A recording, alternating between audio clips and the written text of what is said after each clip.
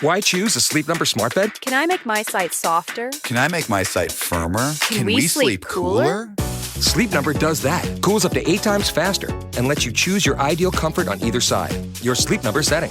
It's the Sleep Number biggest sale of the year. All beds on sale. Up to 50% off the limited edition smart bed, plus free home delivery with the purchase of any smart bed. Ends Monday. All Sleep Number smart beds offer temperature solutions for your best sleep. Check it out at a Sleep Number store or sleepnumber.com today. The Hunt Palmer Show. A magic beyond anything you could ever imagine. You are now listening to The Hunt Palmer Show. Brought to you by Sagrera Farms on 104.5 ESPN Baton Rouge. Locking down the middle of the day. You really think that's the best idea? Live from the Mercedes-Benz of Baton Rouge studio, this is Hunt Palmer. It's quite a piece of work. Welcome in. Hunt Palmer coming to you from the Mercedes-Benz of Baton Rouge studio downtown in the capital city on this Thursday. It means we're brought to you by Sagrera Farms, premium Angus beef. Got Taylor Sharp and Cassie Spazzali back there on the ones and twos. Fired up you're with us here, working towards the weekend on 104.5 ESPN Baton Rouge. Michael Cauble in 15 minutes. Big special on WBRZ, highlighting the past, that great news station over there. We'll also talk some LSU football with them in 15 minutes. Chris Marler going to be with us in 30 minutes. He, of course, our SEC writer for LouisianaSports.net. But I want to talk South Carolina with Marler today, so we'll do that at 1:30. The Saints are practicing with the Rams right this second. Started at 1 o'clock Central Time, 11 o'clock out west. So talk a little Saints in the second hour, specifically about Isaiah Foskey and some of the guys that they've got working out that could take his spot. We'll do that in the second hour. No live Saints coverage today because everybody's tied up with practice while we're on the air, so that's just part of the deal. I also want to start dipping my toe into some of these SEC non-conference matchups in September. Get a little bit of a brief overview of those as the season starts to creep closer. We get a look at LSU on the practice field again tomorrow. Again, we did not have access yesterday, no access today, so we'll see them in person tomorrow morning. Looking forward to that. But let's get things started the way we do every day with our Genesis Opening Drive. It's time for Hunt's Opening Drive, presented by Genesis of Baton Rouge. I went ahead and fired up 3 bold predictions for LSU football in 2025. It's live on LouisianaSports.net right now. And in so doing, I kind of kick-started what's going to be a theme on the site here over the next couple of days. I've actually kicked this down to the entire ESPN staff for their thoughts in a station survey that's going to come up on the site probably this weekend at some point. Just want to get some takes, want to get some thoughts. Now, we know more about this LSU team today than we did on August 1st. It's been 2 weeks, and I would just say that, like, you've got a coaching staff here in Baton Rouge that is giving the local media phenomenal access, and we have been able to watch. I mean, I would guess I've watched 9 hours of LSU camp. I mean, I think that's probably fair to say. That's unprecedented in the Southeastern Conference. Like, I just don't think of it. I know a lot of people that cover teams in the Southeast. I don't know about folks getting 3 and 4 hours a week to dive in to practice and to see live 11-on-11s and scrimmage type reps and that type of deal. And we've gotten that. So I feel like we've got as good a handle on this team as we've really had in the last few years, really as far as any team that I've covered at LSU, which goes back to 2010, really. So I wanted to toss out 3 bold predictions. I use air quotes with bold. You can determine just how bold those predictions are. But I put them up on LouisianaSports.net, and I'll get into them right here. The first one is I'm looking at LSU's home schedule. And it's not like last year where you had a big non-conference game like UCLA at home. You've got Louisiana Tech. You've got Southeastern. You've got Western Kentucky. None of those are going to move the needle. LSU is going to be fine in those 3 games. But your home games in the league are interesting. Arkansas comes here. That's going to be, in my estimation, one of the worst teams in the league. I think LSU is going to win that game comfortably in Tiger Stadium. The other 3 home games are tricky. Florida's week 3. They're going to be 2-0. They finished down the stretch really strong last year. They've got a quarterback everybody thinks is going to be very good if he's healthy. Tough game. South Carolina and Texas A&M come here in October. That's going to be a tough set of circumstances. South Carolina has got a really good quarterback, and they've got one of the best pass rushers in college football, and they've got a lot of confidence. And we're going to talk to Chris Marler in 25 minutes about him, but that's a team that thinks they're pretty good. And then you've got a Texas A&M team that returns a quarterback that torched you last year, and 4 offensive linemen, and 2 really talented running backs, and all of the secondary. And it's year 2 under a really good coach, and I think that's a tough matchup. But my bold prediction is LSU goes undefeated at home. And here's why I think that's a bold projection. Because oftentimes LSU drops a home game. Certainly lost a home game last year to Alabama. Tennessee came in here in Brian Kelly's first year and just housed LSU. But you have won all your home games at times. You won all your home games in 2023 with Jaden Daniels. You won all your home games in 2019, obviously, when you went unbeaten. But I remember last year at this time, thinking about LSU, and I'm going, okay, Jaden Daniels is gone, won the Heisman, second pick in the draft. Okay, Brian Thomas is gone. Malik Neighbors is gone. Like, you've lost your firepower offensively. And you were returning the worst defense you have ever had, so you fired the entire staff and brought in a new one. Like, that's a lot of uncertainty. And I remember looking at the schedule going, okay, Ole Miss comes here, and they're supposed to be really good. And Bama comes here, and they're supposed to be really good. And Oklahoma comes here, and they're supposed to be good. They got 5-star Jackson Arnold at quarterback, and Brent Venables' defense finally going to be intact, and first year in the SEC, and like they'll be good, and like that'll be a big game. Like I know LSU's got their questions, but they'll win some games at home. They're not going to lose all 3 of those games at home, and that might sound ridiculous to you today, and maybe it sounded ridiculous to you then. But I had reasons to suggest why those would be very difficult games for LSU to win. Everybody was toasting Ole Miss at this point last year. Everybody. And Bama's Bama. You know how that game went. And then, Oklahoma, that's not a gimme. We didn't know they were going to fall flat on their face. So I trusted the stadium then, even with a lot of questions with the team. And with less questions on this team, I trust that stadium again. And I think LSU is going to win all of those games. It would not be unreasonable for me to pick LSU to beat South Carolina. It would not be unreasonable for me to pick LSU to beat A&M. It would not be unreasonable for me to pick LSU to beat Florida. I think winning all 3 of those games is a rather bold statement. And if you're one of these LSU fans who in the middle of August is going, this is the best team in the country, we're going undefeated, what are you even talking about? Well, I'm not here to back you off that ledge, but I'm just saying that I have some doubts about this team, and I don't doubt that stadium. And I think they're going to win all of their home games this season. So that's bold prediction number 1. Number 2, you have heard me preach this now for 3 weeks, and I'm not going to stop anytime soon. I think Chris Hilton's the best wide receiver on this team. I think he's going to be the most productive wide receiver on this team. I think he's going over 1,000 yards. LSU did not have a 1,000-yard receiver last year, and that's with the quarterback that threw for 4,000 yards. You did not have a 1,000-yard receiver. I think Chris Hilton goes over 1,000 this year. Here's why. The fastest way to get to 1,000 is chunk plays, right? 50, 60-yard touchdown catches. He's going to do that. We know that. He's done that in every game he's been healthy in just about for his entire career. He's never been healthy. But what you haven't seen, what you have not seen, the LSU fan who has not been at practice, is how good he is at the other stuff. He is a good route runner. He does have good hands. They're going to throw him now screens. They're going to get him the ball in the middle of the field. They're going to get him the ball in the short game. And he's going to be able to make plays doing that as well. I think Chris Hilton is primed for a monster year, and I think he's going over 1,000 yards this year. That is my bold prediction. Now, this is a receiving core that's got Aaron Anderson and Nick Anderson and Barry Brown and Kyle Parker, and you can go down the list, Xavier Thomas, Jelani Watkins, however far you want to go. They got a lot of dudes, and they're going to spread the ball around. I don't think Chris Hilton and Aaron Anderson are going to come off the field a ton, and I think Chris Hilton goes over 1,000 yards. That's bold prediction number 2. Number 3, this is a lofty number. Lofty number. I think LSU goes over 45 sacks this year. For reference, last year you had 34. Braden Swinson had a career year. You got some help from Greg Penn and Whit Weeks at the linebacker spot. Savion Jones was a 3rd-round pick. Not a big sack guy, but was one of your better edge rushers.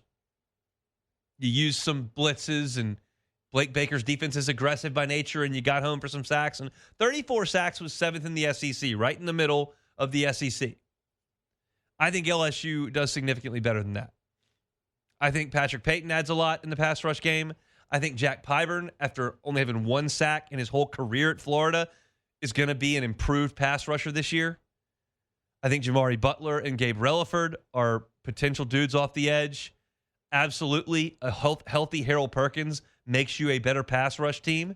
They're going to still send Whitweek on pressures. He's very good at rushing the passer. Blake Baker wants to dial up pressure. And to put all that together, you also have a defensive coordinator that wants to go create pressure, and I think they're going to be ahead in a lot of games.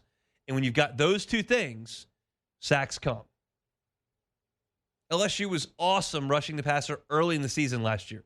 5 sacks at South Carolina, 6 sacks against Ole Miss. And that kind of tapered off late in the season.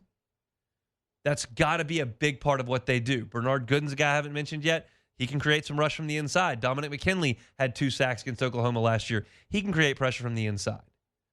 I think that these guys are going to be a terrorizing group on offensive lines, especially if LSU can get a lead. So to me, the 45 sacks would have been 3rd in the SEC last year. Ole Miss topped 50. Texas had a good pass rush. I think LSU will goes over 45 sacks this year and is a really, really good pass rushing team that's in the top 2 or 3 in the SEC. So my bold predictions, I got LSU going unbeaten at home. That means Florida, South Carolina, Texas A&M, and Arkansas, plus Louisiana Tech, Western Kentucky, Southeastern. I've got Chris Hilton over 1,000 yards, and I've got LSU 45 sacks. Taylor, you're listening. Which of those is the boldest prediction on my part? The boldest, I agree with you on 2 out of 3. Boldest for me is going to be the Chris Hilton 1,000 yards. Like, I definitely understand why you got there. I just think there's a lot of mouths to feed on the offense. Lots of mouths to feed. How do we feel about the pass rush?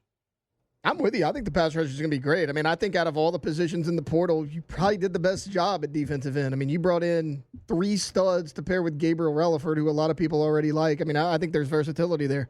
And what's the toughest home game that LSU will have to navigate to win all of their home games? The toughest home game, I'm going to say South Carolina. That's the one I'll go with. I think they're just a little bit better top to bottom than Florida. Now, Florida will be tough because it's the first big-time home game early in the season, but I'm going South Carolina.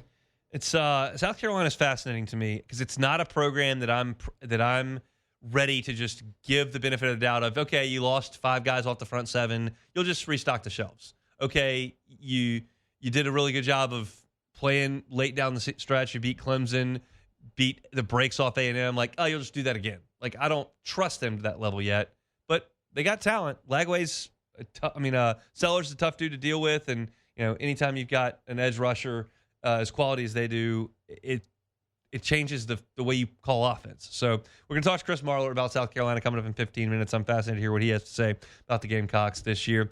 First, before we get to Michael Cauble, let me tell you about Sagrera Farms Premium Angus Beef. By now, you know about Sagrera Farms Premium Angus Beef. I love talking to Sean. He's so passionate about what they do. Some of the finest beef in the country is right here just north of Baton Rouge.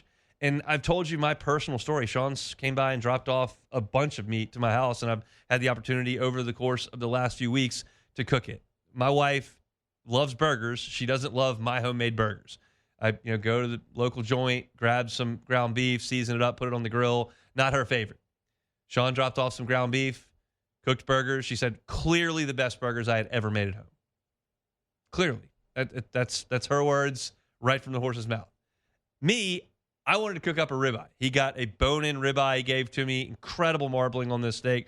Just seasoned it, salt and pepper, threw it on the grill. Phenomenal. It was absolutely a high-end restaurant quality steak at home.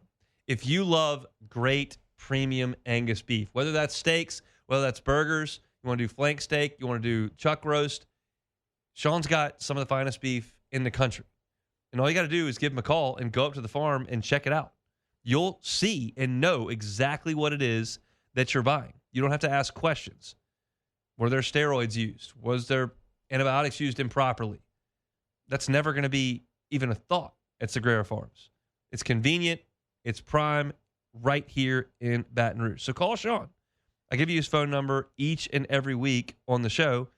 You just call the guy that has the farm. Go up there and handle your beef for the rest of the summer into the fall. Fill that freezer up. Call Sean 225-719-1723. Again, 719-1723. It's Sagrera Farms Premium Angus Beef. Bring your Thursday shows each and every week. When we come back, Michael Cauble talking LSU camp next. You're listening to The Hunt Palmer Show, brought to you by Sagrera Farms.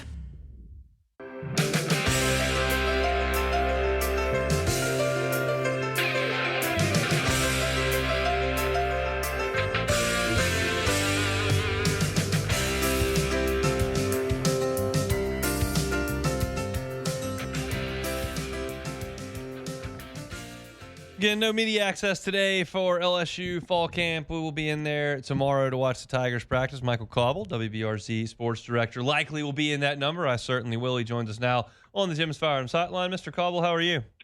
Doing great, Hunt. Thanks for having me. How you doing? It's my pleasure. Doing well. I was talking about this at the top of the show. You've been here a lot longer than I have covering LSU football. Like, the access we're getting to fall camp, I think is pretty impressive. I mean, I counted. I've probably seen like 9 or 10 hours of practice. Yeah. What are your thoughts on that after being in the market for 3 decades or so?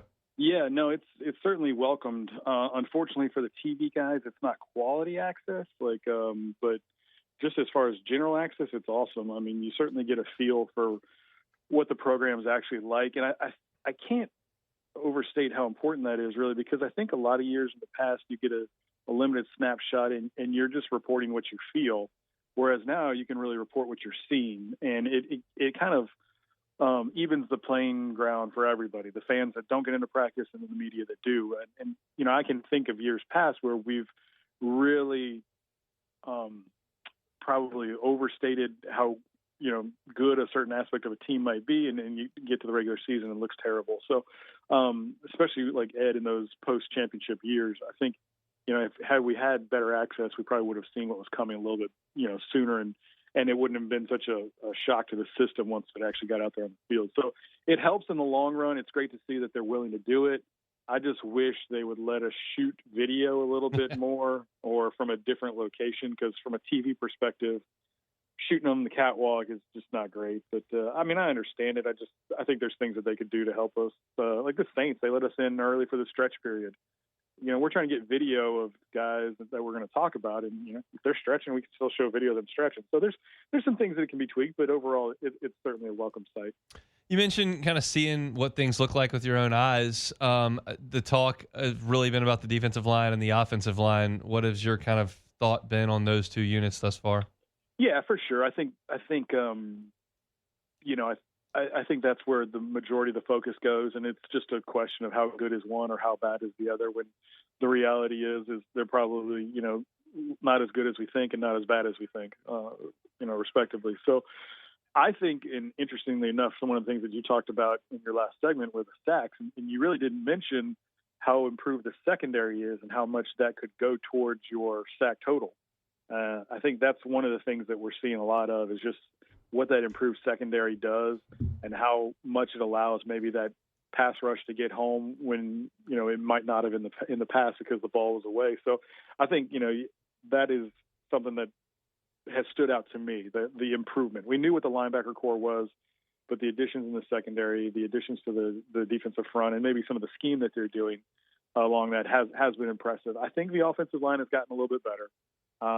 The last practice we were at, I was watching Josh, and, you know, he was holding his own a little bit more. That was probably my biggest concern there at guard. But I think they're getting better. And again, you know, Jay Johnson loves to see it. You're allowed to improve, right, as a player. And I think that's something that you'll see with this LSU football team. It may take a minute, and I don't expect them to have a success in Clemson, but that doesn't necessarily derail the season. And I think LSU fans probably need to keep that in mind.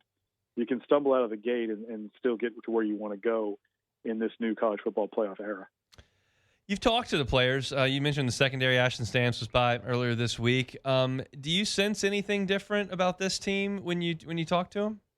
Well, Hunt, I'm sure you have heard this as well. The interesting thing to me is they added all these new pieces, but the players continue to talk about the camaraderie and the closeness that this group has. It seems counterintuitive, right? So I was curious, like, what is this? What goes into this? When we talked to Bernard Berrien about it, and he said it's simply just really hanging out with each other, finding things that you have in common and sharing those. Like Bernard talked about, you know, he has a dog.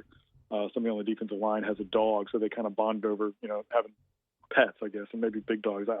We didn't get into it too much. There's a talent show coming up tomorrow, you know, that Bernard talked about. So they're doing the usual bowling trips, paintball, water park if you have it kind of thing, that most teams do. But I think there's also a lot more emphasis on the team itself to hang out. And you're seeing it kind of cross-platform. You're seeing the offensive guys hang out with the defensive guys. So it really does, build that bond. And the other thing, and the elephant in the room, right, they pushed all their chips in. Like, it's kind of do or die for this team.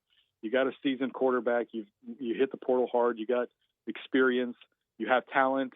You like to think you have coaching. So let's see, see how it all plays out. And I'm sure the players feel that sense of urgency as well. When you watch the running backs, Caden Durham clearly number one. He's made some big plays. Have you seen anything else from the other now three guys with Juwan Johnson that are working there? No, you really haven't. You still feel like Caleb is who Caleb is. Give him a little bit of space and he'll be fine, but he really does need that space. The things that have stood out to me, like you what did you do, your bold predictions or something just a moment ago? Like, to me, my bold predictions are the usage of Juwan and the usage of Xavion. Just the way that they're using them, it's fall camp, but if it translates into games, I think that's where you'll see a lot of maybe the non-traditional running back roles kind of being used in a different way and picking up in those situations what would be, a toss or a turnaround handoff. Like, I think you're seeing those other players kind of fill in those roles. I enjoyed your leading off question, I should say, to Trey Green about, they don't really stop you. What have you seen from him, and what did you get from his interview earlier this week?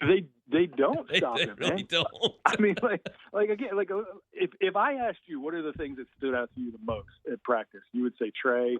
You would probably say just the depth at receiver, Gooden, and you'd probably say the defensive line. Yeah, exactly right. Yeah. So those are. I mean, you and I don't know X's and O's, but we can go to practice and watch that, right? And Trey is like in every practice situation.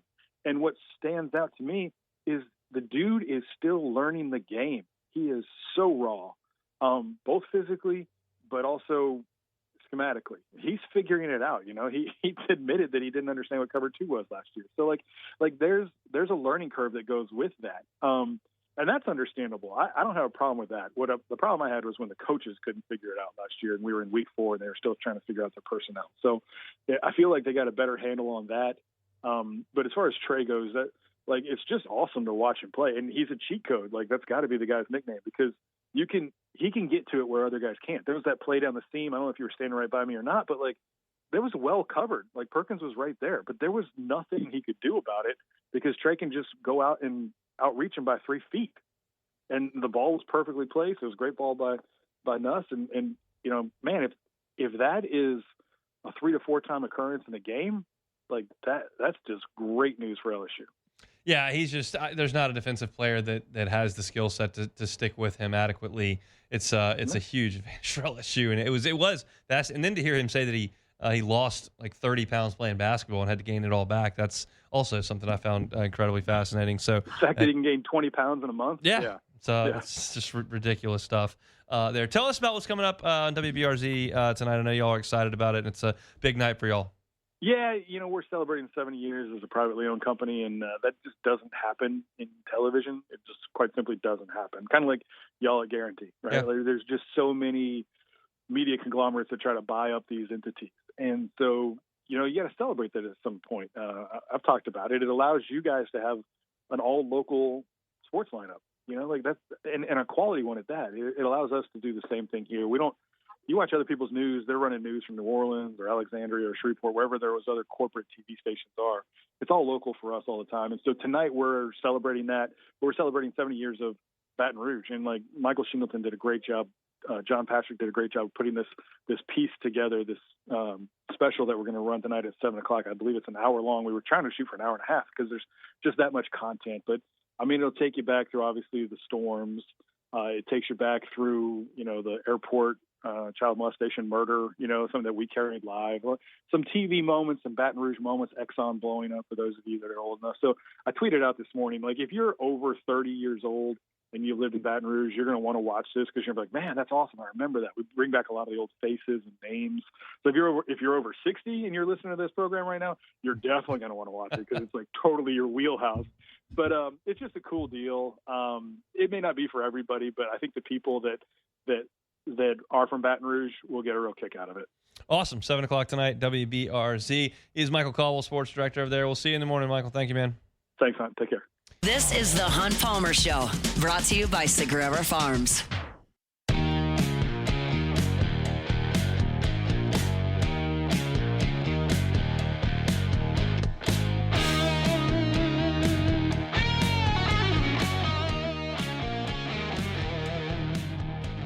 Thursday shows brought to you by Sagrera Farms, premium Angus beef, some of the best beef you can find in the country, and it's just outside of Baton Rouge in Ethel.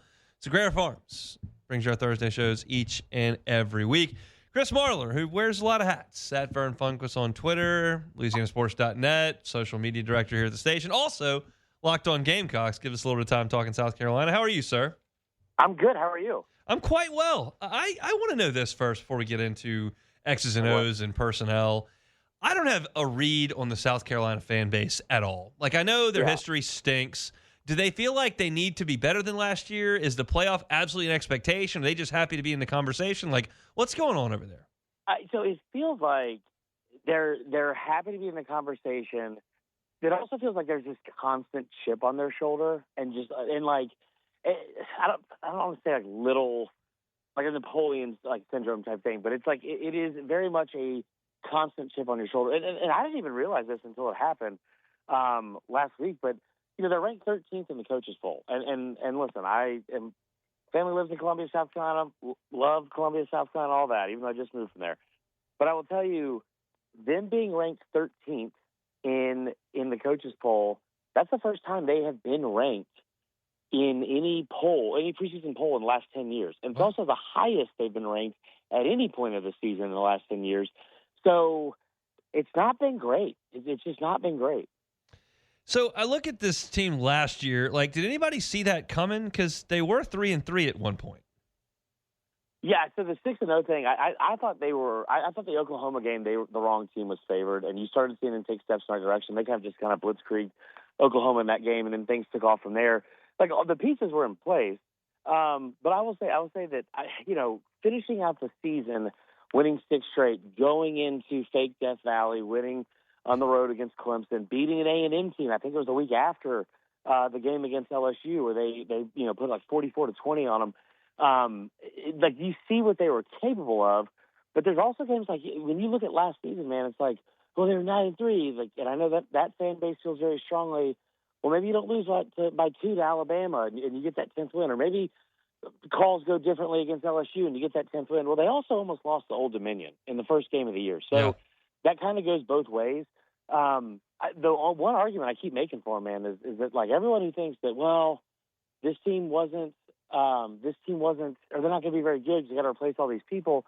They were kind of in the same boat last year in a lot of key areas, and we weren't talking about Kyle Kennard, and we weren't talking about Demetrius Knight Jr. and Nicky Manwari and those guys going into last season either. So I look at the returning starters, and you look at the front seven where South Carolina just beat people up last year. Yeah. And Dylan Stewart is the only guy back. Now, that's a good guy to get back, but, like, do you feel like they can replace some of those pieces, including Kennard, adequately to be similar on defense?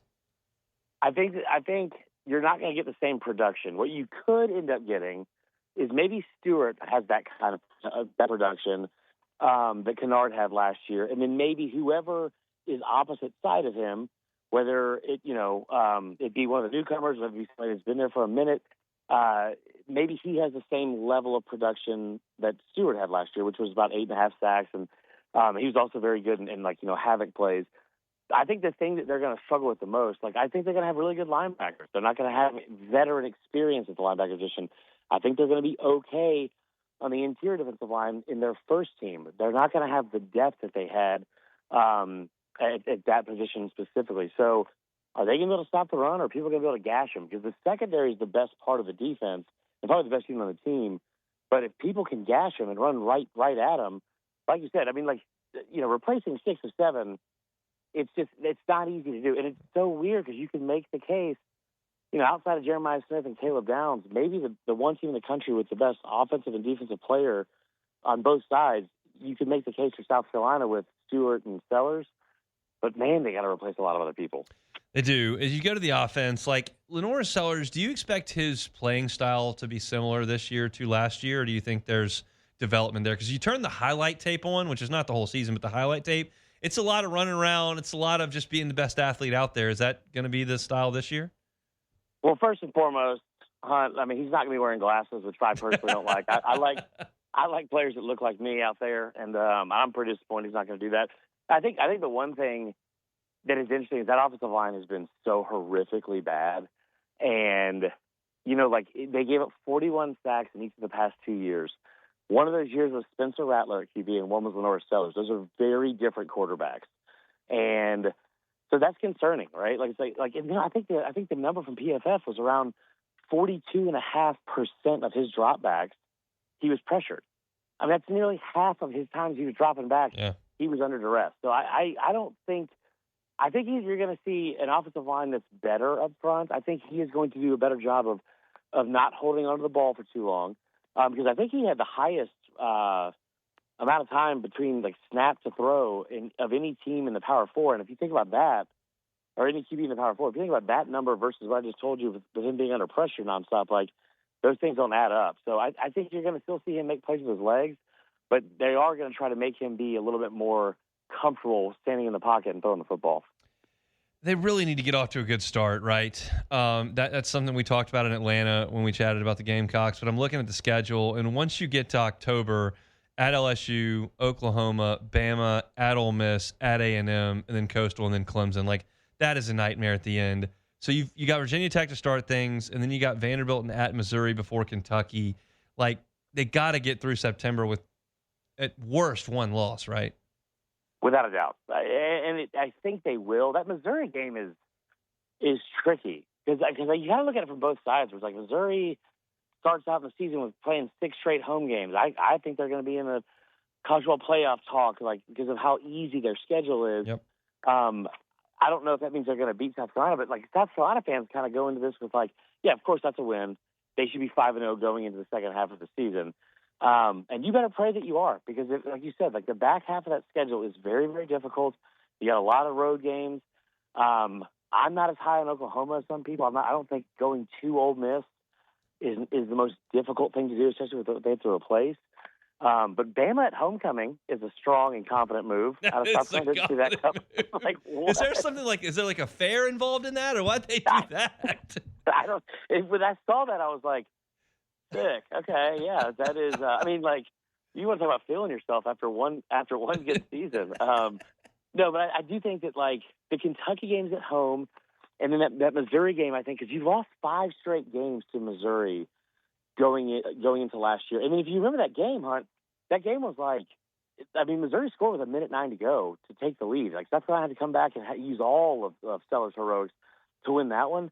Otherwise, we're talking about a 10-2 Missouri team probably in the playoff. Yep. And I think that win, the one of the biggest things from a statistical standpoint and trend that they had to change last year was going into last year in his first 3 seasons, Shane Beamer was 2-10 in SEC road games.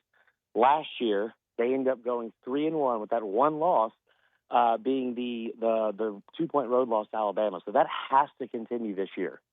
And I'd forgotten. I watched it live, but I'd forgotten until I watched the documentary on Netflix that Sellers had the guy on the 2-point conversion wide open, and he sailed it over his head. And they have a chance to tie that game. Then they had the onside kick and whatever. But they were certainly right there in that game. Here's a ridiculous. Well, first of all, what's your gut tell you in the 12-game schedule? 8-4.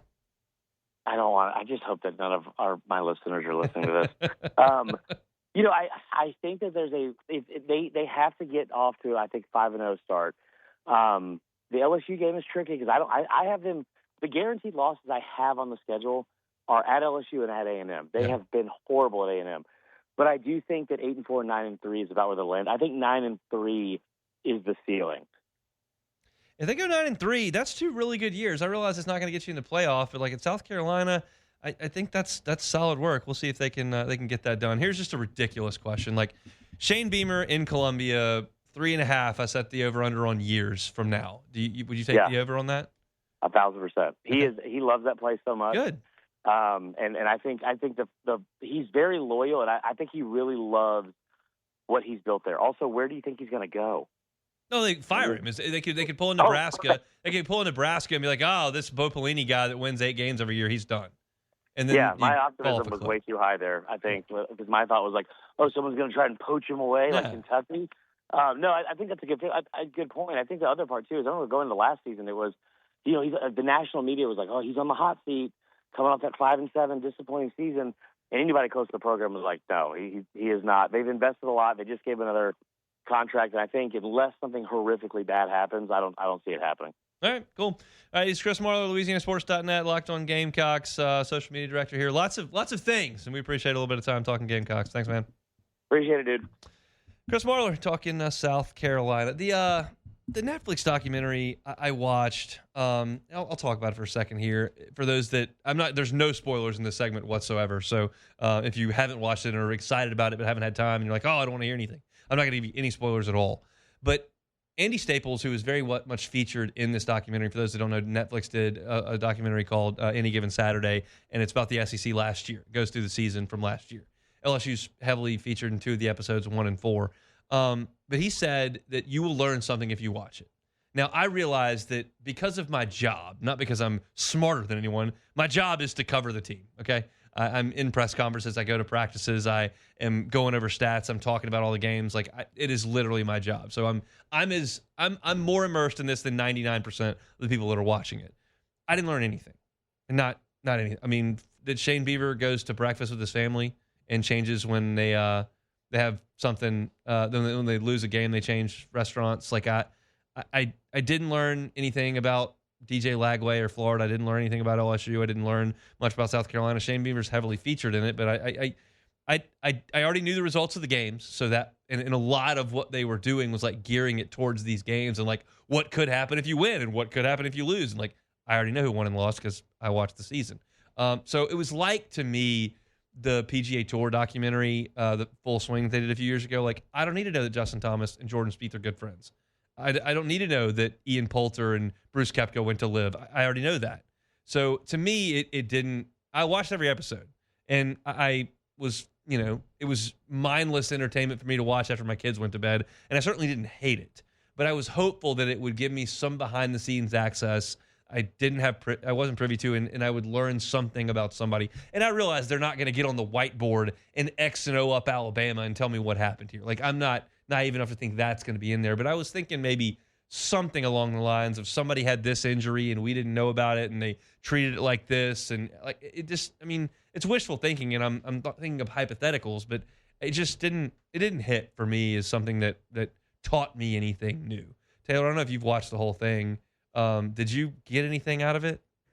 Not a ton, like you said, that we didn't already know. Maybe a little behind the scenes of Kelly, maybe. I mean, a tad, but even at home with his dad, saying you're a whiskey sour guy. Even that, I think people that don't know Brian Kelly maybe saw a little bit more of a personable side, but I think he's been great with the Baton Rouge media here. So it's really nothing we didn't already know. Yeah, it's just not a terribly done deal. And if you are, I think the documentary is best if you are a 14-year-old kid who loves the Seattle Seahawks and you're just immersed in the NFL and you love football and you're like, oh, I don't really watch the SEC. Like, what's this like?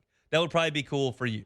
But I'll say this, I got Taylor's in it for 8 seconds and I'm in it for 14 seconds and I got 35 text messages about it. So clearly a lot of people are watching it. It is absolutely a success. You can vouch for that.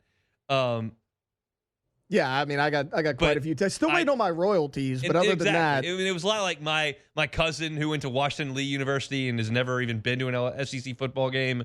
Her and her kids were watching it, and my good friend over in Houston who went to LSU, but she doesn't care that much about sports. She just comes to one game a year or whatever. She watched it, so people are watching it. I just didn't get a ton out of it, but that's it. Let's come back and close out the hour with some Meet the Freshman next. You're listening to The Hunt Palmer Show, brought to you by Sagrera Farms.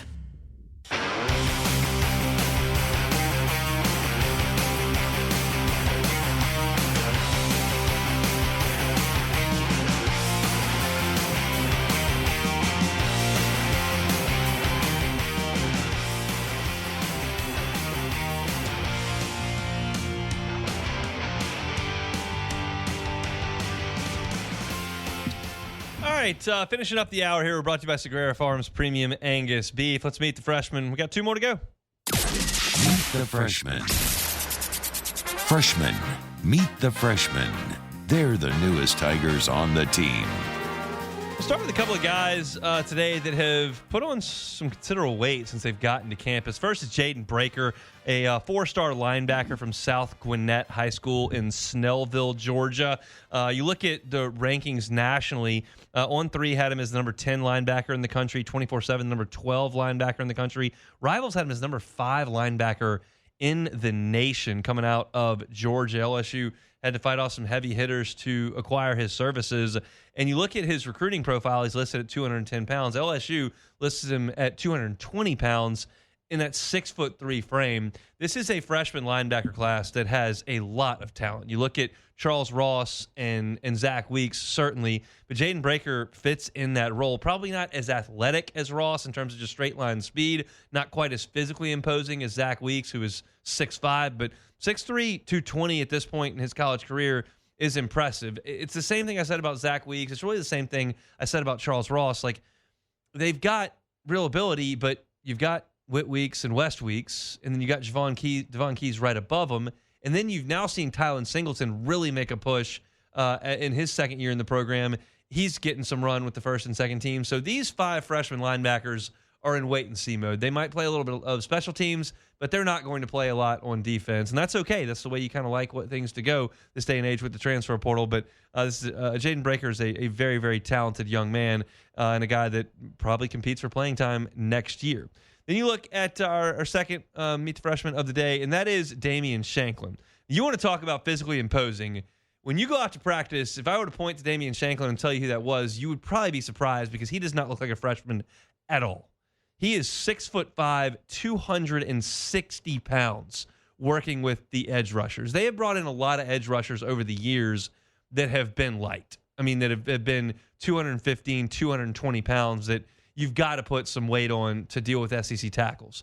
Damian Shanklin comes to LSU really at a playing weight. We'll see what they end up playing him at, and I don't think that'll be this year with all the talent they brought in at the edge. But Shanklin was the best player in the state of Indiana by one service, number 4 in the Rivals industry rankings, a top 30 player on the edge at his position, and a guy they went into the Midwest to grab. So I think that he's got to wait his turn behind all these transfers, plus Gabe Relaford that LSU brought in. From a size perspective, Damian Shanklin checks every box you could check at the edge spot. So that's Jaden Breaker and Damian Shanklin. We got 2 more freshmen to go. We'll do those tomorrow in our final installment of Meet the Freshman. If you missed any of the first hour, catch it on demand wherever you find your sound. We'll pause for national headlines and Sports Center. Come back with hour 2 of this Thursday edition of the Hunt Palmer Show.